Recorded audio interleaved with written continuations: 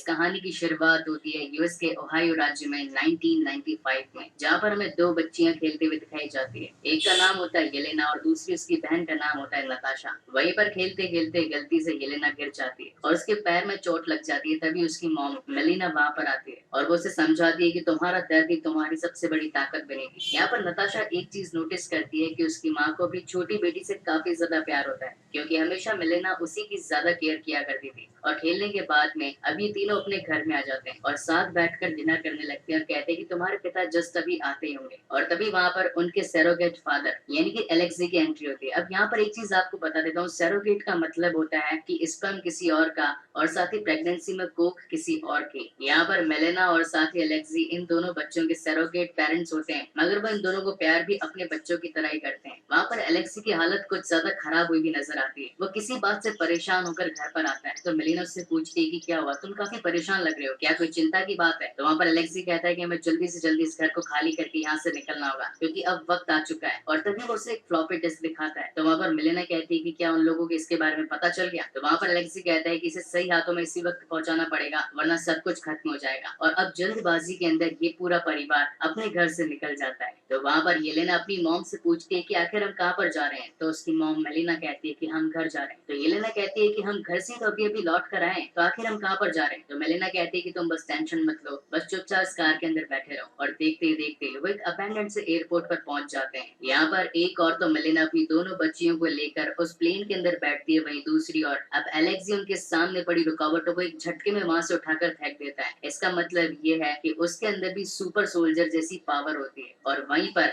अब उनके पीछे कुछ पुलिस वाले पड़ चुके होते हैं, लेकिन अब एलेक्सी के पास में एक बंदूक होती है जिसकी मदद से वो उन सभी का सामना करने लगता है। वहीं अब मेलेना ने भी अब उस प्लेन को स्टार्ट कर दिया होता है और वो उसे फुल स्पीड में भगाकर वहां से उड़ाने की कोशिश करती है, मगर इसी बीच सामने से आती हुई गाड़ियां उनका रास्ता रोकने लगती है। तो एलेक्सी उन पर धड़ाधड़ गोलियां शूट करने लगता है, मगर इसी बीच गोलीबारी के अंदर एक गोली अब मिलेना को भी लग जाती है। तो वहां पर अब न चाहते हुए भी नताशा को वो प्लेन उड़ाना पड़ता है और अपनी मॉम के दिए गए गाइडेंस से स्टेप बाय स्टेप अब फाइनली नताशा अपने पिता को लेकर वहां से निकली जाती है। और वहां से अगले दिन वो पहुंचते क्यूबा में, जहां पर एलेक्सी अपने पुराने दोस्त ड्रेकॉफ से मिलता है और साथ ही वो एक दूसरे को रेड गार्डियंस करके ग्रीट करते हैं। अब यहाँ पर आपको एक छोटी सी चीज एक्सप्लेन कर देता हूँ। जिस तरीके से यूएस के अंदर कैप्टन अमेरिका एक सुपर सोल्जर है, उसी तरीके से रशिया में इनके पास एलेक्सी होता है जिसका नाम होता है रेड गार्डियन, और ये हमेशा से ही कैप्टन अमेरिका को अपना अपोनेंट समझा करता था। साथ ही यहाँ पर एलेक्सी अब ड्रेकॉफ को ये भी कहता है कि अब 3 साल हो गए मैंने अभी तक अपना सूट नहीं पहना, कभी भी अगर मुझे किसी और ऐसे काम पर भेजना हो तो मेरे साथ में हमेशा मेरा सूट भी होना चाहिए। तब वहाँ पर ड्रेकॉफ कहता है कि अब वक्त आ चुका है जब हमें इन दोनों बच्चियों को ट्रेन करना पड़ेगा। अब यहाँ से शहर के सारे सोल्जर्स उन दोनों ही बच्चियों को अपने साथ में लेकर जाने लगते हैं, मगर तभी वहाँ पर नताशा एक पुलिस वाले की गन लेकर उन्हीं को धमकाना शुरू कर देती है और कहती है कि अभी येलेना सिर्फ और सिर्फ 6 साल की है, आप इसे लेकर कहाँ पर जाना चाहते हैं। तब वहाँ पर एलेक्सी उसे शांत करता है और समझाता है कि यही तुम्हारा भविष्य है और जो भी होगा वो सब कुछ सही होगा। वहीं पर अब जब मिलेना घायल हो चुकी होती है तो उसे भी अब स्ट्रेचर पर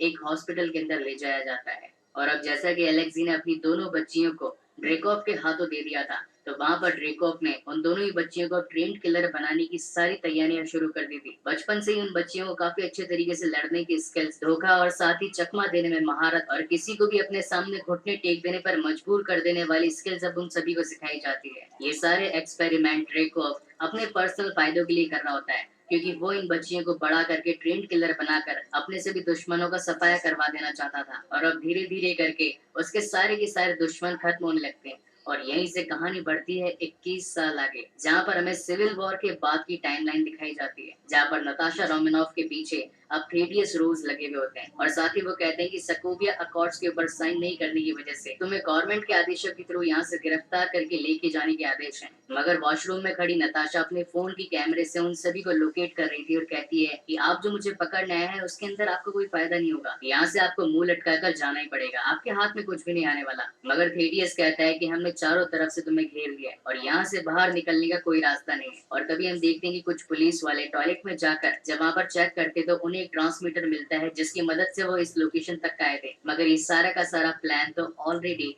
नताशा रोमानोफ ने पहले ही डिटेक्ट कर लिया था और इस वक्त वो यहाँ पर मौजूद ही नहीं थी, बल्कि वो तो नॉर्वे के अंदर यार्ड के अंदर बैठी होती है। वहीं से सीन शिफ्ट होता है मोरक्को में, जहाँ पर हमें कुछ ब्लैक विडोज दिखाई जाती है जो कि अपने एक टारगेट के ऊपर निशाना साध रखी होती है। वो एक लड़की होती है जिसके पास में कुछ सिंथेटिक गैस के ट्यूब्स होते हैं और तभी वो वहाँ से भागने लगती है। इसी बीच उसे पकड़ने के लिए कुछ ब्लैक विडोज उसका पीछा करती है, मगर ये दोनों ही काफी लड़ने में माहिर होती है और एक अच्छी खासी तगड़ी फाइट के बाद में वो लड़की जिसके हाथ में अब चाकू लग चुका था, वो अपने पास ही पड़ी हुई सिंथेटिक गैस में से एक ट्यूब खोलकर उसकी गैस अब सामने वाली पर छोड़ देती है, जो कि खुद येलेना होती है। और उसके ऊपर से अब जो कंट्रोल सिस्टम लगा होता है वो हट जाता है। अब यहाँ पर आपको एक चीज और क्लियर कर देता हूँ, सभी ब्लैक विडोज जो कि एक कमांड सिस्टम पर चला करती थी, ये सब कुछ ड्रेकोव कंट्रोल कर रहा होता है और ड्रेकोव ये सारा काम अपने खुद के फायदे के लिए करवाना चाहता था। मगर जब येलेना को इस सिंथेटिक गैस के बारे में पता चला और साथ ही ये भी पता चला कि इस गैस की मदद से हम आउट ऑफ कंट्रोल होकर अपने आप के ऊपर अपना काबू रख सकते हैं, तो वो भी अब उसके साथ में मिलकर उन सभी गैसेस को एक सही ठिकाने पर लगाने की कोशिश करती है। मगर वही दूसरी ओर अब ड्रेकोव अपने हुक्म का इक्का चल चुका होता है, जो कि और कोई नहीं बल्कि टास्क मास्टर होता है। वहीं से सीन शिफ्ट होता है अब नताशा पर, जो कि अपने एक खास फ्रेंड मेसन से मिलने के लिए पहुंचती है और वहां पर मेसन से उससे अपने जाली पासपोर्ट, जाली क्रेडिट और डेबिट कार्ड और साथ ही नकली पहचान बनवा कर वहां से कहीं दूसरी जगह छिपने की तैयारियां कर ली होती है। साथ ही मेसन जाते जाते उससे कहता है कि तुम्हारे लिए एक पार्सल आया, तो वहां पर नताशा उससे पूछती है कि आखिर ये पार्सल कहाँ और किसके लिए है, तो वो कहता है कि इस पर बूडापेस्ट लिखा था। अब रात को बैठकर नताशा अपना टीवी देखते हुए डिनर कर रही होती है और तभी वहां पर उस वॉल्वो बस की लाइट चली जाती है, तो वो बाहर निकलकर अपने जनरेटर को चेक करती है, तो उसे पता चलता है कि इसका पेट्रोल खत्म हो चुका है और वो वहीं से अपनी गाड़ी के अंदर पेट्रोल लेने के लिए मेन शहर के लिए निकल जाती है। रास्ते में जाते वक्त वहाँ पर एक ब्रिज पड़ता है और जैसे ही वो उसे क्रॉस करने लगती है तभी वहाँ पर एक जोरदार धमाका होता है और उसकी कार का एक काफी खतरनाक एक्सीडेंट होता है, जो कि और किसी का नहीं बल्कि टास्क मास्टर का ही काम होता है। और वहाँ पर पहुंचने के बाद में अब वो उससे फाइट करना शुरू करता है, मगर देखते ही देखते यहाँ पर नताशा को एक चीज ऑब्जर्व होती है कि जो मूव मैं कर रही हूँ वही की वही सेम चीजें टास्क मास्टर भी कर रहा है, वही की वही सारी की सारी चीजें वो भी सेम टू सेम टाइम पर रिपीट कर रहा है। अब यहाँ पर टास्क मास्टर की नजर पड़ती है उन सभी यूथ पर जिसके लिए वो यहाँ पर आया होता है, मगर नताशा की लड़ने की काफी अच्छी स्किल्स थी, जिसकी मदद से वो उससे पहले उन सभी की सभी सिंथेटिक गैसेस को वहां से लेकर निकल जाती है और टास्क मास्टर के हाथ में कुछ भी नहीं आता। यहाँ से कहानी शिफ्ट होती है बुडापेस्ट में, जहाँ का उसे एड्रेस दिया गया होता है। वहाँ पहुँचने पर उसे येलेना भी मिलती है। अब यहाँ पर इन दोनों के बीच में ब्रूटल फाइट होना स्टार्ट हो जाती है। अब ये बेसिकली काइंड ऑफ एक ऐसी लड़ाई होती है जो कि बचपन में अपने आप की ताकत को बस परखने के लिए काम में लिया करती थी। अब क्योंकि इन दोनों ने ही रेड रूम के अंदर लड़ने की अच्छी खासी स्किल सीखी थी, तो अब ये दोनों बड़ी होकर काफी अच्छी ट्रेंड किलर बन चुकी होती है। नताशा वहाँ पर येलेना को कहती है कि जब मैंने ये ट्यूब देखी तो वहाँ पर मुझे बचपन की हमारी फोटो भी दिखी, जिससे मैं समझ गई कि इसके पीछे तुम्हारा ही काम होगा। अब अगर तुमने मुझे यहाँ पर बुलाया तो इसके पीछे जरूर कोई ना कोई रीजन होगा। तब वहाँ पर येलेना बताती है कि इस ट्यूब की मदद से हम सारी की सारी ब्लैक विडोज पर से ड्रेकोव का कंट्रोल हटा सकते हैं। और उनकी ये बातें चली रही होती है, मगर तभी वहाँ पर कई और सारी ब्लैक विडोज पहुंच जाती है उनसे वो ट्यूब लेने के लिए।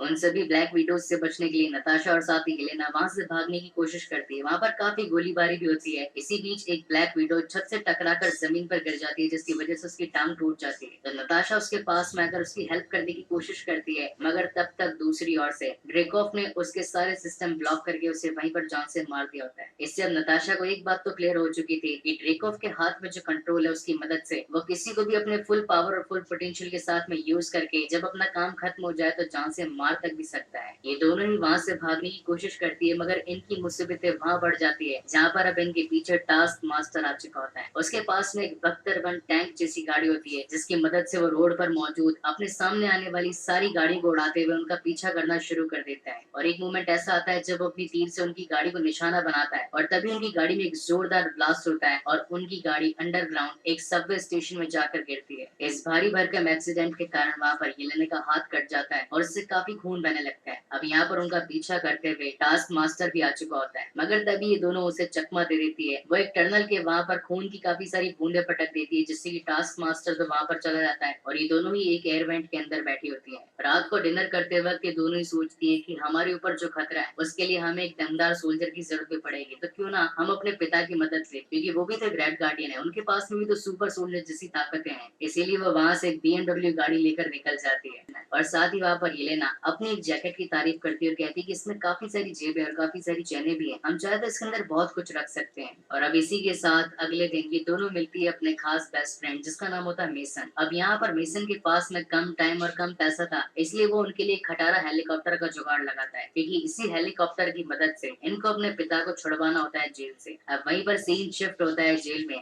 जहाँ पर एलेक्सी वहाँ जेल में बैठा हुआ कई सारे अपोनेंट्स के साथ में पंजा लड़ा रहा होता है। अब होता तो ये एक सुपर सोल्जर है, इसीलिए जो भी इससे पंजा लड़ाता है वो अपना हाथ तोड़वा कर वापस आता है। वही जेल के पुलिस वाले अब एलेक्सी को कहते हैं कि तुम्हारे लिए एक पार्सल आया, और जब वहाँ पर एलेक्सी उस पार्सल को खोल कर देखता है तो उसके अंदर एक एक्शन फिगर निकलता है, जो कि और किसी के नहीं बल्कि रेड गार्डियन का ही होता है। वो जब उसकी डोर खींचता है तो उसके अंदर एक गाना बजने लगता है, और तभी उसकी मुंडी वहाँ से गिर जाती है। और जब वो उसकी मुंडी उठाकर देखता है तो उसके अंदर उसे एक ट्रांसमीटर मिलता है। वो जैसी कान के अंदर उस ट्रांसमीटर को लगाता है तो उसे नताशा की आवाज आने लगती है और कहती है कि आपने इतना टाइम क्यों लगाया। आप चलिए, जैसे जैसे मैं आपको बताती जा रही हूँ मेरे सारे इंस्ट्रक्शन को फॉलो करके जाइए। और उसके सारे इंस्ट्रक्शन को ध्यान में रखते हुए वो वहाँ से जेल से बाहर निकलने की कोशिश करता है। इसी बीच उसके पीछे काफी सारी पुलिस भी पड़ती है, मगर वो तो सुपर सोल्जर होता है, इसी वजह से वो सभी को वहाँ से पेलता हुआ मेन ओपन ग्राउंड में आ जाता है। अब यहाँ पर ऊपर से उसे लेने के लिए नताशा और साथ येलेना अपने हेलीकॉप्टर के साथ में वहाँ बीच में खड़ी हो जाती है, और अब सारे पुलिस वाले उसके ऊपर एक एक करके रबर बुलेट से शूट करने लगते हैं। जहाँ पर खुद नताशा अब अपने पिता को बचाने के लिए खुद जमीन पर लड़ने के लिए आ जाती है, और एक एक करके सभी पुलिस वालों को अपने रास्ते से हटाकर अपने पिता का साथ देते हुए उन्हें हेलीकॉप्टर में खींच कर वहाँ से ले जाती है। अब यहाँ हेलीकॉप्टर में एक काफी फनी कन्वर्सेशन होती है, जहाँ पर अलेक्सी अब काफी टाइम के बाद में अपनी बच्चियों को देख रहा होता है, तो वो उनसे पूछता है कि क्या तुमने शादी कर दी, क्या तुम्हारे कोई बच्चे बच्चे हैं। तो वहाँ पर येलेना कहती है कि हमारे अंदर यूट्रस यानी कि बच्चा देनी ही नहीं है, हमने जब ये काम ज्वाइन किया था तो हमारे अंदर से वो निकाल दी गई थी। और थोड़ी दूर चलने के बाद में येलेना कहती है कि हमारे पास में ज्यादा फ्यूल नहीं है जो कि हमें आगे पीटर्सबर्ग तक पहुंचा पाए। तो एलेक्सी कहता है कि ठीक है, कोई बात नहीं, हेलीकॉप्टर को यहीं पर ही लैंड कर दो, और वहीं पर वो जमीन पर अपना हेलीकॉप्टर ठोक देती है। अब यहाँ से ये तीनों पैदल चलकर अपना सफर पूरा करने की कोशिश करते हैं, क्योंकि अब इन्हें मिलने जाना था मेलिना से। यहाँ पर सीन शिफ्ट होता है एक छोटे से बाड़े में, जहाँ पर मेलिना अपने एक डिवाइस के साथ में कुछ सुअरों के माइंड कंट्रोल करके उन्हें इंस्ट्रक्शंस दे रही होती है, और वहीं दूर से वो उन तीनों को अपने घर में आता देखती है, मगर वो उन पर ज्यादा प्यार नहीं जताती, क्योंकि अब काफी टाइम बीत चुका था उसकी बेटियों को उससे दूर हुए हुए, और साथ ही एलेक्सी को जेल में बंद हुए हुए। घर आने के बाद में सबसे पहले तो एलेक्सी अपना पुराना सूट पहनता है, क्योंकि वो काफी ज्यादा मोटा हो चुका था, और वो अपने घर वालों को दिखाना चाहता था कि वो आज भी सूट के अंदर फिट बैठता है। अब यहाँ पर सभी बैठकर खाना खाने लगते हैं और अपनी पुरानी यादों को ताजा करने लगते हैं। सबसे पहले तो नताशा और साथ ही येलेना अपना पास्ट एक्सपीरियंस उन दोनों के साथ में शेयर करती हुए बताती है कि हमें किन किन प्रॉब्लम्स को फेस करना पड़ा। वहीं पर अब एलेक्सी बताता है कि मैंने जिसे अपना दोस्त माना था यानी कि ड्रेकॉफ को, उसी ने मेरे ही पीठ के पीछे छुरा भौंका और मुझे जेल के अंदर बंद कर दिया। और जब सभी लोग अपनी बातें बताए रहे थे तो मलिना भी वहाँ पर एक सच्चाई अपनी दोनों बच्चियों को बताती है कि तुम दोनों मेरी बच्चियां नहीं बल्कि सैरोगेट चिल्ड्रन हो। इस बात को सुन लेने के बाद में तो येलेना काफी टूट जाती है, क्योंकि उसे तो ये लग रहा था कि ये दोनों मेरे ही माँ बाप हैं और हमेशा से ही मेरा साथ देते आए हैं। इस बात से वो नाराज होकर एक कमरे में जाकर चुपचाप बैठ जाती है। तो अब उसे मनाने के लिए उसके पिता एलेक्सी अब उसके पास में आते हैं। तो वहाँ पर येलेना कहती है कि मैं बस यहाँ पर चुपचाप बैठने के लिए आई हूँ, प्लीज आप यहाँ से चले जाइए। तब वहाँ पर एलेक्सी अपने पिता की बातें उससे बताने लगता है, कहता है कि एक टाइम था जब यूएस के अंदर काफी बर्फ जमी थी, मेरे हाथ पूरे ठंडे हो गए थे और उन्हें गर्म करने का कोई भी साधन नहीं था, तो मेरे पापा ने मेरे हाथों पर टॉयलेट कर दिया था जो कि 35 डिग्री गर्म था, और उसी से मेरे हाथ वापस नॉर्मल हो पाए। इस बात को सुनने के बाद तो अब येलेना को भी हंसी आ जाती है और उन दोनों के बीच में एक फनी मोमेंट क्रिएट हो जाता है, मगर उनका ये फनी मोमेंट ज्यादा देर तक टिकने वाला कहा था, क्योंकि उसी वक्त वहाँ पर अब ब्लैक विडोज की टीम आकर उन सभी को कैद करके अपने साथ में ले जाती है, और जिन्होंने इनको यहाँ पर कैद करवाया था उनके पीछे और कोई नहीं बल्कि खुद मेलेना होती है। इस बात से तो मानो एलेक्सी के पैरों तले जमीन खिसक चुकी होती है, और अब यहीं से ये सब मिलकर रेड रूम में पहुंचते हैं। ये रेड रूम बेसिकली एक हेली कैरियर होता है जो कि आसमान के अंदर मौजूद होता है, और अब वहीं पर मेलेना की मुलाकात ड्रेकॉफ से होती है। लेकिन ड्रेकॉफ पहचान जाता है कि ये कोई असली मेलेना नहीं बल्कि ये तो नताशा रोमानॉफ है, जिसने की अपने फेस पर होलोग्राफिक चेंजिंग मशीन की मदद से अपने आप को मेलेना बना लिया होता है। अब यहाँ पर हमें कहानी का एक छोटा सा फ्लैशबैक दिखाया जाता है, जहाँ पर नताशा और मेलेना के बीच में ये डील हुई थी कि वो रेड रूम तक उनको पहुंचाएगी, मगर इसके बदले उनको फेस चेंज करना पड़ेगा। और अब जब नताशा के सामने ड्रेकॉफ आता है तो वो उसे शूट करने की कोशिश करती है, मगर वो उसे कर नहीं पाती। तो ड्रेकॉफ कहता है कि क्यों ना चाकू ट्राई किया जाए, और जब वो उसके ऊपर चाकू से भी वार करती है तो वो अपने आप का हाथ उस पर उठा ही नहीं पाती। तो वहाँ पर ड्रेकॉफ बताता है कि मैंने तुम सभी ब्लैक विडोज के अंदर अपना एक नर्वस सिस्टम बिठा रखा है, जिसकी मदद से तुम बाकी सभी पर तो वार कर सकती हो मगर मुझ पर तुम्हारा कोई असर नहीं होगा। और यहीं पर हमें ब्लैक विडो यानी कि नताशा रोमानॉफ की एक पास्ट की याद से भी मुलाकात होती है, जिसके अंदर ये पता चलता है कि नताशा अब रेड रूम को छोड़कर यानी कि ड्रेकॉफ के सारे कंट्रोल को छोड़कर यहाँ से भागकर उसे ही जान से मारने वाली थी। इसीलिए उसने एक टाइम पर ड्रेकॉफ की चल रही कॉन्फ्रेंस मीटिंग के अंदर एक बॉम्ब लगा दिया था, जिसके फटने की वजह से ड्रेकॉफ तो मरा ही मरा और साथ ही उसकी छोटी बेटी एंटोनिया भी मारी गई। मगर अब जाकर रिवील होता है नताशा को कि वो जो छोटी बेटी मारी गई थी वो और कोई नहीं बल्कि खुद टास्क मास्टर होती है, और उस बॉम्ब ब्लास्ट के अंदर ड्रेकोव भी बच गया था। अब उसी ने ही अपनी बेटी एंटोनिया की गर्दन के पीछे एक छोटी सी चिप फिट कर दी थी, जिसकी मदद से वो हर किसी के एक्शन को कंप्लीट कॉपी कर सकती थी और अपने आप को जंग में काफी काबिल बना सकती थी। अब एक तरफ तो यहाँ पर नताशा और साथ ही ड्रेकोव की बातें चल रही होती है, वही दूसरी ओर अब एलेक्सी और साथ ही टास्क मास्टर के बीच में एक लंबी चौड़ी जंग छिड़ जाती है। साथ ही यहाँ पर येलेना अब सिक्योरिटी गार्ड से बचकर उस हेली कैरियर को जमीन पर लाने के नए नए हथकंडे आजमाती है। वहीं से अगेन सीन शिफ्ट होता है नताशा पर, जहाँ पर अब ड्रेको उसे बताता है कि इस पूरी दुनिया के अंदर हजारों ऐसी ब्लैक विडोज हैं जो कि मेरे इशारे पर काम करती है, और अगर मैं चाहूँ तो मेरे एक इशारे पर जान से मारी भी जा सकती है। उसे ऐसा करते हुए नताशा उसे देख रही होती है। वहाँ पर नताशा को पता चलता है कि उसके हाथ में जो अंगूठी है यही वो ऑपरेटिंग डिवाइस है जिसकी मदद से ड्रेकोव पूरी दुनिया के अंदर इन सारी की सारी ब्लैक विडोज को ऑपरेट करता है। और सिर्फ नताशा को इसी बात का ही तो इंतजार था, क्योंकि अब तक तो वो उसे सिर्फ गुस्सा दिलाकर इस बात का नाटक कर रही थी कि वो उसके सामने कुछ कर नहीं सकती, मगर तभी वो जोर से अपना सर टेबल पर पटकती है और अपने नर्वस सिस्टम को खराब करके अब अपने आप को इस काबिल बना लेती है कि वो ड्रेकोव का सामना कर सके, और फिर वो उसकी धड़ाधड़ धुलाई करती है। अब एक तरफ तो वो उसे पेल रही होती है, वही दूसरी ओर अब एलेक्सी और साथ ही टास्क मास्टर के बीच में एक शानदार फाइट हमें दिखाई जाती है। वही अब मेलेना के पीछे भी वहाँ के सिक्योरिटी गार्ड्स पड़े होते हैं, तो वो ऊपर शूट करके काफी सारे डिवाइसेस को उनके पंखे के चक्रे में गिरा देती है, जिसकी वजह से हेली कैरियर का एक पोर्शन पूरी तरीके से बर्बाद हो चुका होता है। और अब जब ड्रेकोव को सारा खतरा महसूस होता है तो वो अपनी सारी की सारी ब्लैक विडोज को नताशा रोमानोफ को मारने के लिए बुलवा लेता है। अब यहाँ पर नताशा उन सभी की सभी ब्लैक विडोज के साथ में एक एक करके फाइट करने लगती है। अब यहाँ पर नताशा उन सभी का सामना करते करते थक जाती है। एक मोमेंट ऐसा आता है जब सारी की सारी ब्लैक विडोज उसे पकड़कर धोने लगती है, मगर वहीं से अब यहाँ पर येलेना पहुंच जाती है और उसके पास में जो सिंथेटिक गैस होती है उसकी मदद से वो उन सभी को वहाँ पर नॉर्मल कर देती है। और अब जैसा कि पूरा का पूरा हेली कैरियर तबाह हो चुका था और वो धीरे धीरे करके जमीन पर गिरने वाला होता है, तो वहाँ से नताशा रोमानोफ एक फ्लॉपी डिस्क की मदद से वो जो जितनी भी ब्लैक विडोज इस दुनिया के अंदर मौजूद होती है उन सभी का डेटा सेपरेटली निकाल कर अपने पास में रख लेती है, ताकि अब ड्रेकोव का कोई भी असर उन पर ना हो पाए। और वहीं से अब वो वहाँ से बाहर निकलने की कोशिश करती है, मगर इस वक्त तक अब पूरा का पूरा हेली कैरियर तबाह हो चुका होता है। और वहीं से एलेक्सी और साथ ही मेलिना एक प्लेन की मदद से वहाँ से निकलने की कोशिश करते हैं, मगर तभी उन्हें याद आता है कि उनकी बेटियां भी उनके पास में नहीं है। इसका मतलब उन्हें वापस से उन्हें बचाने के लिए उनके पास में जाना पड़ेगा। अब एक तरफ तो ड्रेको अपनी सारी सिक्योरिटी गार्ड्स के साथ में एक प्लेन में वहाँ से निकलने की कोशिश करता है, मगर तभी वहाँ पर पहुंच जाती है हेलेना और उसके पास में जो एक इलेक्ट्रिक स्टिक होती है वो उसके पंखे में उसे डालकर वहाँ पर एक जोरदार ब्लास्ट कर देती है, जिसकी मदद से वहाँ पर अब ड्रेकोव के साथ में उसके सारे के सारे सिक्योरिटी गार्ड्स भी मारे जाते हैं। अब उसके पास में कोई पैराशूट नहीं होता है, इसलिए वो डायरेक्ट जमीन पर गिरने लगती है, मगर अब यहाँ पर नताशा की नजर उस पर पड़ जाती है। वो अपने ही पैराशूट के साथ में उसे बचाने की कोशिश करती है और यहाँ पर हमें अच्छे खासे सीजीआई देखने को मिलते हैं। वहीं पर अब टास्क मास्टर यानी कि एंटोनिया भी कहाँ पर पीछे रहने वाली थी और वो उनका सामना करने के लिए अब उन्हीं के पैराशूट पर वार करने की कोशिश करती है, लेकिन तभी नताशा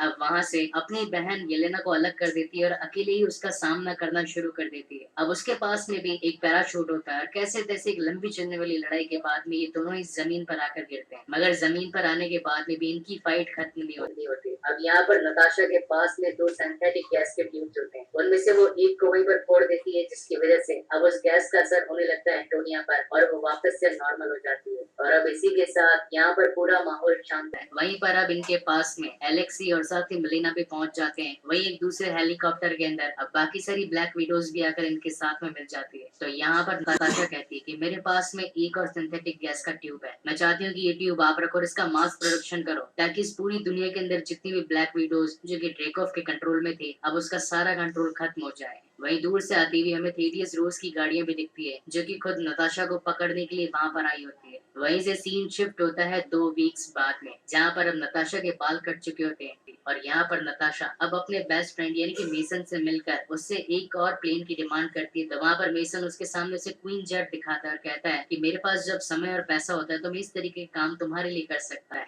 और इसी के साथ ये मूवी यहीं पर खत्म होती है। मगर वहीं पर इसकी एंडिंग में हमें एक पोस्ट क्रेडिट सीन दिखाया जाता है जो कि अब एंड गेम के बाद से रिलेटेड होता है। यहाँ पर हमें दिखाया जाता है कि जब क्लिंट बार्टन और साथ ही नताशा रोमानोफ सोल स्टोन को लेने के लिए रेड स्टल के पास में पहुंचे थे तो उसने कहा था कि सोल स्टोन को पाने के लिए एक ही जान देनी पड़ेगी और वहीं पर नताशा ने अपनी जान गंवा दी होती है। और अब इसी वक्त वहाँ पर एक लेडी आती है जिसका नाम होता है क्विंटेसा वैलेंटिना एलेग्रा टीफोंटे। ये कैरेक्टर हमें फैल्कन द विंटर सोल्जर के 5th एपिसोड में भी दिखाई गई थी जिसने सीजन 1 के लास्ट एपिसोड के अंदर जॉन वॉकर को उसका ब्लैक सूट दिया था जिससे कि वो यूएस एजेंट के अंदर शामिल हो सके और माइट भी अब वो येलेना को भी अपनी ही टीम के अंदर मिलाने के लिए यहाँ पर आई होती है जिसमें अब उसका नया शिकार और कोई नहीं बल्कि खुद क्लिंट बार्टन होता है। और अब इसी सस्पेंस के साथ में ये मूवी यहीं पर खत्म होती है। सो गाइज, आपको ये वीडियो कैसा लगा प्लीज मुझे लाइक और कमेंट करके जरूर बताइएगा। और अगर इसी तरीके के क्वालिटी कंटेंट और देखना चाहते हैं तो मेरे चैनल को जरूर सब्सक्राइब भी कीजिए। तो अगर आप भी अपनी फेवरेट मूवीज को इस चैनल पर देखना चाहते हैं तो मुझे कमेंट सेक्शन के नॉट